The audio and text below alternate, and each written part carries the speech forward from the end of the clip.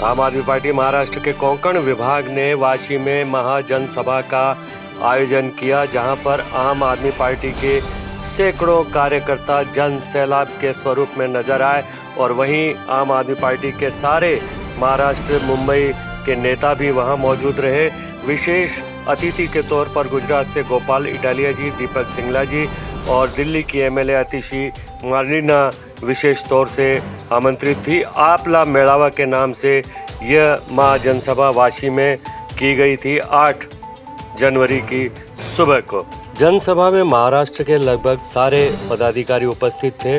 वहीं मंच पर पहुंचकर आम आदमी पार्टी के कार्यकर्ताओं को संबोधित किया और इस मेड़ावा में जो आम आदमी पार्टी की चर्चा थी, आइए जानते हैं क्या रही रणनीति।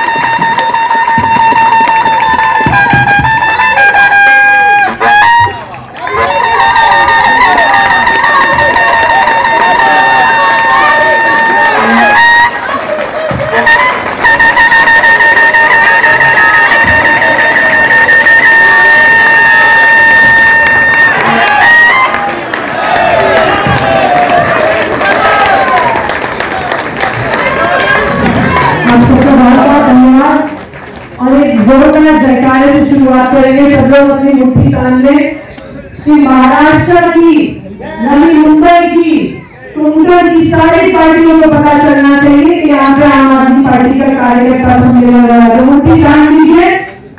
भारत माता की, भारत माता की, वंदे वंदे इंकलाब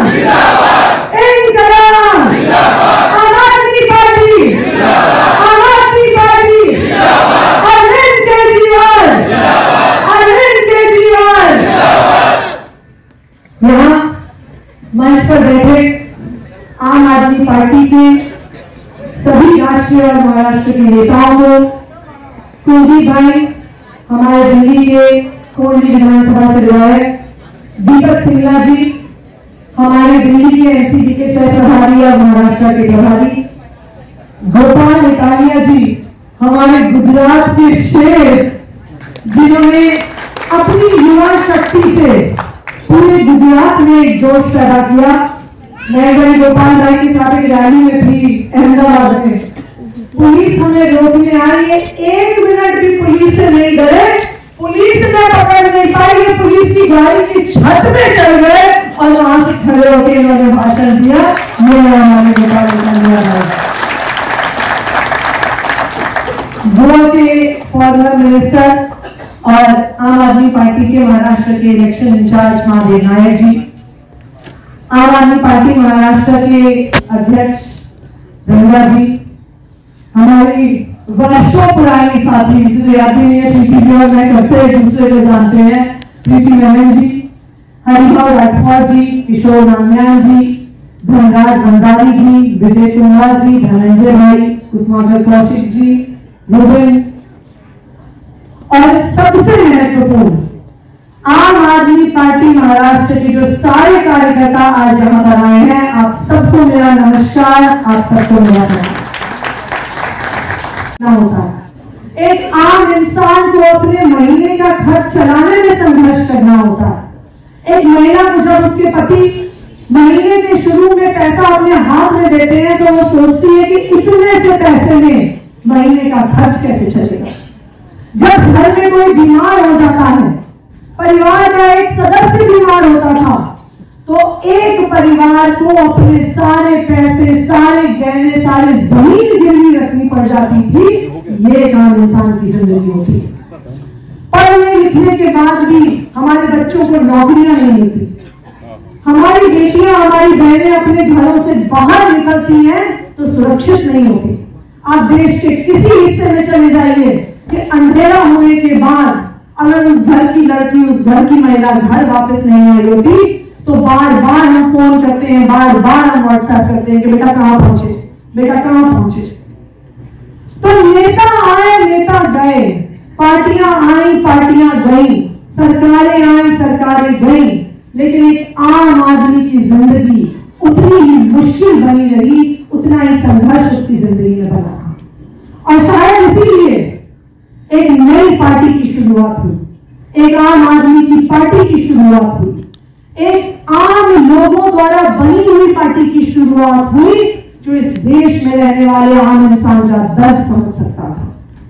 मुझे याद है जब हम शुरू में राजनीति में आए थे, हम टोपी पहन के अपने घरों से निकला करते थे और लोग हम पे हंसते थे।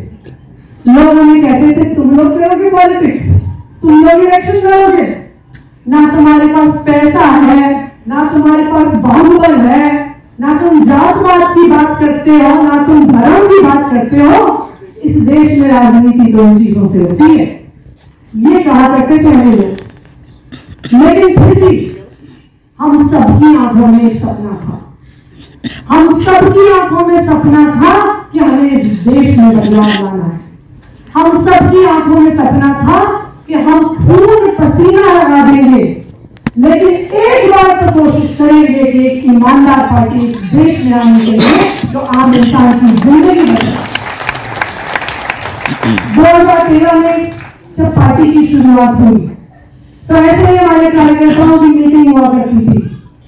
डोर टू डोर का प्लान बना करता था कि कितने घर जाएंगे, किसका दरवाजा खटखटाएंगे, कौन सा पर्चा देंगे, क्या बात करेंगे, उनसे किस तरह से अपनी बात रखी जाएगी।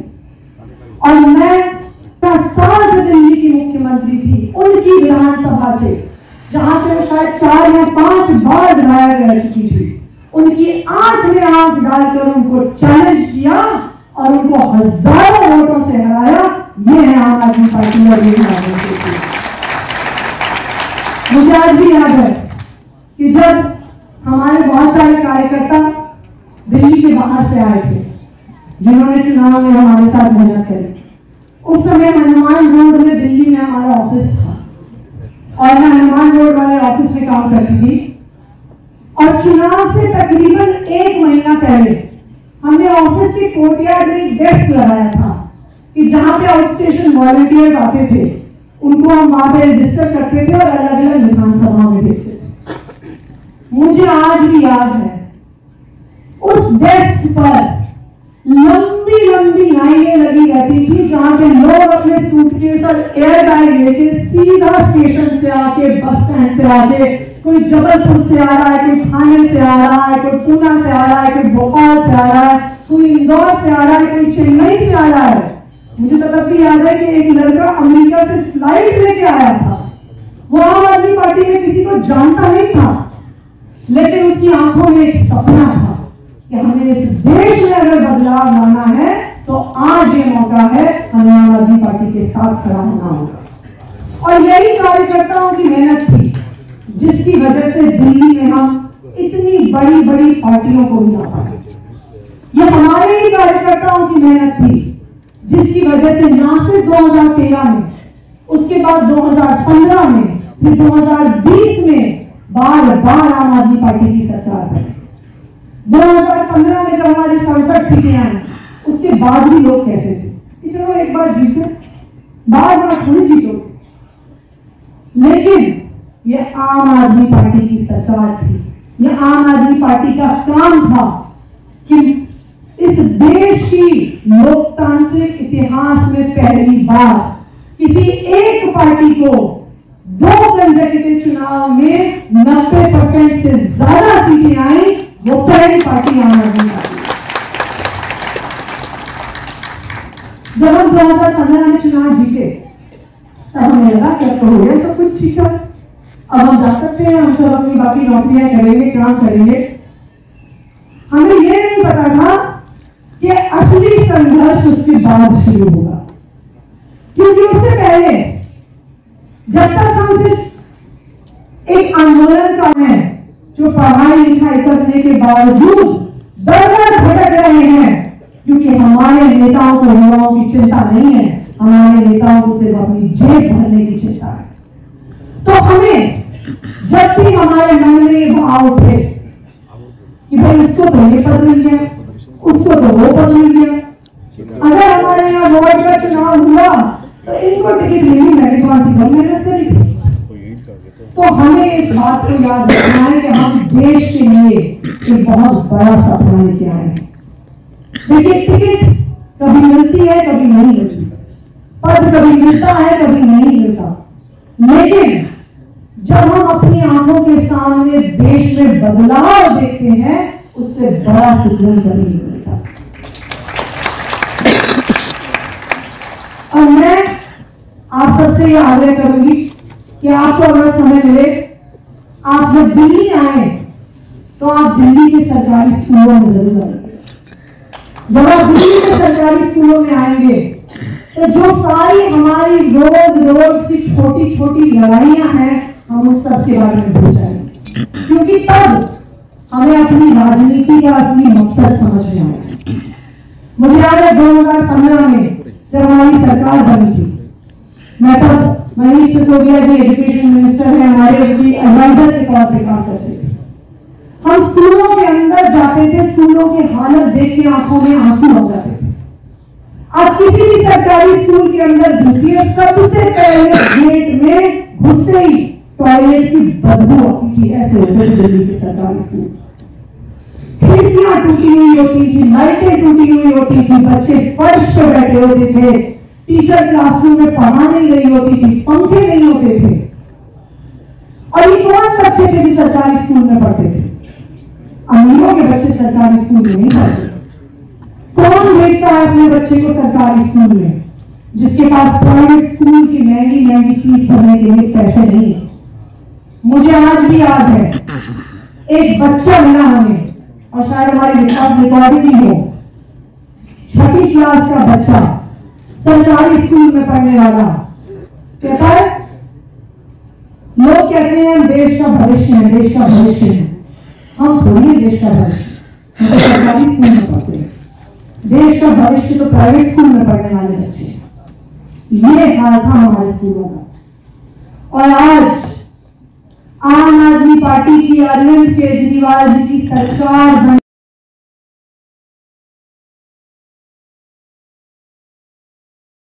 देश राजनीति में देखे तो पार्टियां ही पार्टियां है, और पार्टियों के अंदर देखे तो परिवार ही परिवार है। आम आदमी कहीं नहीं, हम जैसे लोग कहीं पर बिल्कुल सही। इसलिए हम जैसे लोग हैं जिसके पास न पैसा है, न राजनीतिक बैकग्राउंड है, न बाहुबल है, उनका क्या होगा?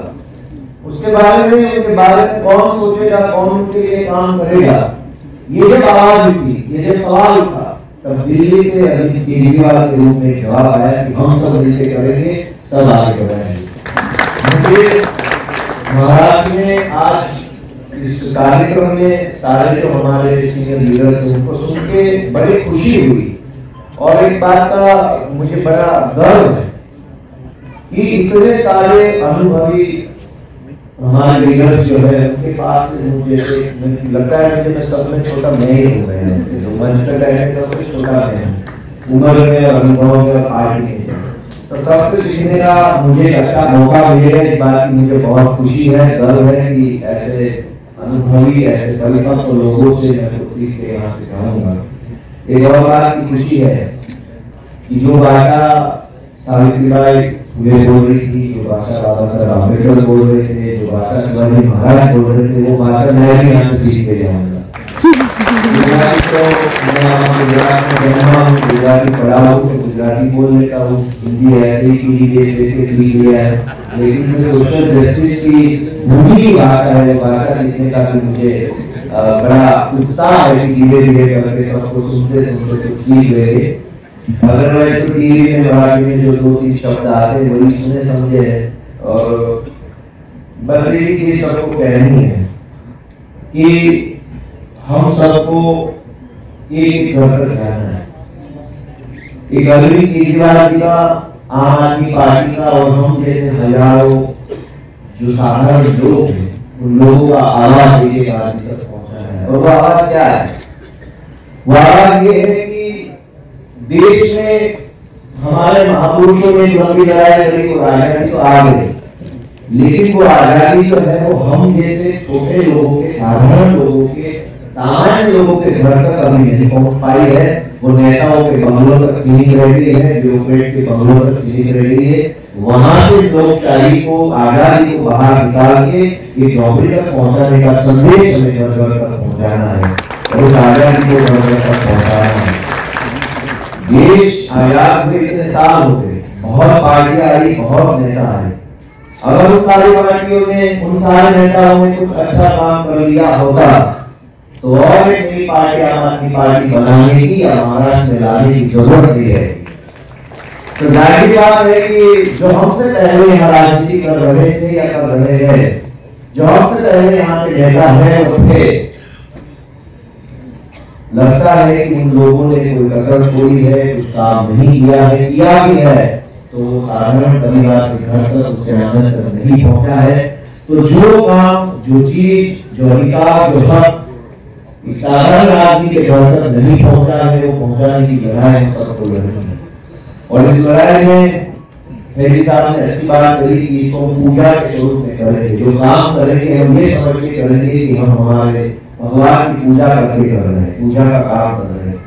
क्योंकि जब बाबा साहब या पाटिल साहब जिसका पहले फोटो लगाया है, शाहू महाराज के बारे में मैंने बहुत पढ़ा है। कोल्हापुर से ही तो सोशल जस्टिस की शुरुआत हुई, कोल्हापुर म्यूनिसिपैलिटी से, और वहीं से पूरे देश में संदेश दिया कि सबको बराबर का अधिकार है, कोई प्रिविलेज नहीं है और कोई नॉन प्रिविलेज होना भी नहीं चाहिए।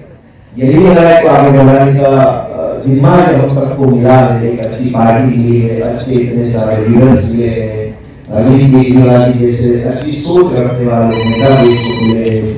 मैं समझता हूँ कि हम सब बहुत भाग्यशाली है कि सही मौके पे सही पार्टी, सही नेता हमको मिल रहे हैं। इस बात की हम सबको खुशी होनी चाहिए। मैं आप सबका धन्यवाद करता हूँ। अब लगातार कई मौके पे सबको मिलना होगा, सबसे बात करने का मौका मिलेगा। पर्सनली सबको मिलता रहूंगा। मुझे भी बहुत खुशी और उत्साह है कि सबसे मिलकर बहुत कुछ जानना है और बहुत कुछ सीखना है। बॉर्डर में रहते हैं, सूरत में रहता हूँ, तो बॉर्डर के इस पार, स्टेट की बॉर्डर के इस पार जो क्रांति है, जो विचार है, उसको समझना है और सब साथ में मिलकर आने वाले चुनाव में हमारी आम आदमी पार्टी को, महाराष्ट्र की जनता को एक अच्छा सा विकल्प देंगे। अच्छा काम करके देश में क्रांति लाने का काम करेंगे। सबको मेरा नमस्कार, जय हिंद। है कि लोकांचा भरोसा सगळ्यात पाठीवर आता संपला आहे। कारण कोणाची चालीबाजी राहिली नाही माहिती आहे ना तुम्हाला। कोण रात्री 2 वाजता किंवा सकाळी 5 वाजता शपथ घेणार कोणाला माहितच नाही। हमें तो ऐसे लगा था कि गोया गुजरात में भी भाजपा फडणवीस जाके शपथ ग्रहण कर लेंगे। तो हमारा तो ये हाल है कि कौन इस पार्टी के साथ कब अलायंस कर देगा, इससे जनता में हम गए। हमने सर्वे किया मुंबई में, लोगों के पास गए और 60% लोगों से हमने जब पूछा कि अगर आम आदमी पार्टी इधर आएगी तो क्या आपको लगता है कि वो महाराष्ट्र में जीत पाएगी? 60% लोगों ने बोला कि हाँ जीतेगी। 12% लोगों ने बोला पता नहीं। बस थोड़े से लोग थे, वो जो 30% होते हैं जिन्होंने बोला नहीं यहाँ पे तो हमारी पार्टियां चलेगी। तो लोग तैयार हैं, हमें तैयार करना है। आपको हमारे सारे लीडर्स ने बहुत सारे तरीके बताए हैं जिससे हम काम करेंगे। मैं बस एक छोटी सी बात बोलूंगी जो हरिद्वार में कही थी, मोकळे होऊन लोकांना आज द्या। जसे घरात आई बाबा असते ना, त्याच्यावर काय काळजी असते, मी माझ्या घरात एक सून आणू, एक जवाई आणू, तसं तुम्ही ठेवा। लोकांना शोधून आणा तुम्ही, तरी तुमचा वंश वाढणार, तरी तुमची छाती वाढणार। तर ह्या कामाची तुम्हाला सगळ्यांना म्हणजे रिस्पॉन्सिबिलिटी देते की मोकळ्या मनाने कोणतेही म्हणजे स्ट्रेस घेऊ नका ते कसे लोक असतील। इस आंदोलन में बुरे लोग आते ही हैं। आज भी अगर 2 मिनट में पता आगे भाग जाते हैं क्योंकि यहाँ रहना कितना मुश्किल है।